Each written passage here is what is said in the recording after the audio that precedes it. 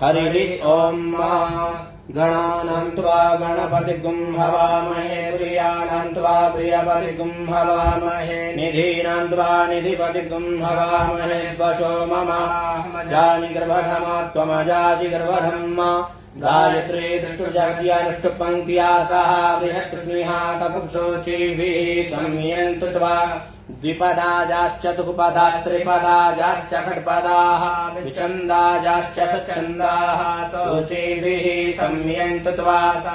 माः सह छन्दस अपृतः सह प्रमारिखयः सप्तदैव्याः पूर्वेकां बन्धामनुदृश्य धीरा अन्वानेभिरेर्यो नरश्मिन्ना जाग्रतो दूरमुदैति दैवं ददु सुतस्य तथैवैति दूरङ्गमञ्ज्योतिकां ज्योतिरेकं तन्मे मनः शिवसङ्कल्पमस्तु तेन कर्माण्यपसो मणिकिणोद्ये गण्डवन्ति विदते कुधीराः यदपूर्वं जक्षमन्तः प्रजानां तन्मे मनः शिवसङ्कल्पमस्तु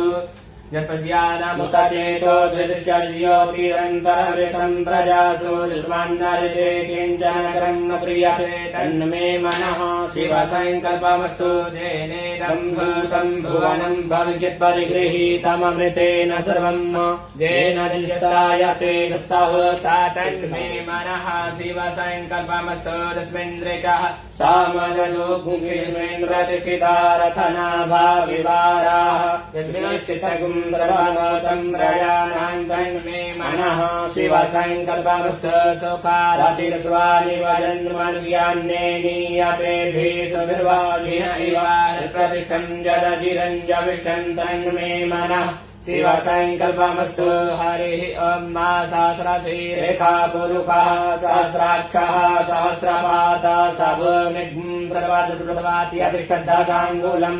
पुरुष एवेदग्ं सर्वं जद्भूतं च भाव्यं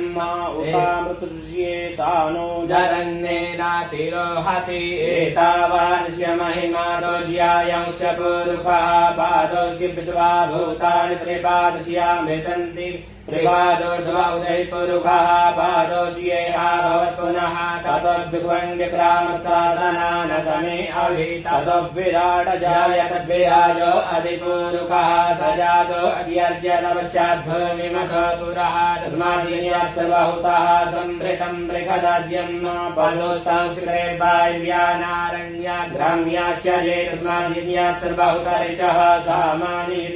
छन्दाग्ंशिरे तस्माद्यजुस्तस्मादजायत तस्माद्स्वा अजायन्त ये केशो भयादतः गावो हयद्विरे तस्मात् तस्माज्जाता अजावयः तञ्जल्यं बर्हिः प्रोक्ष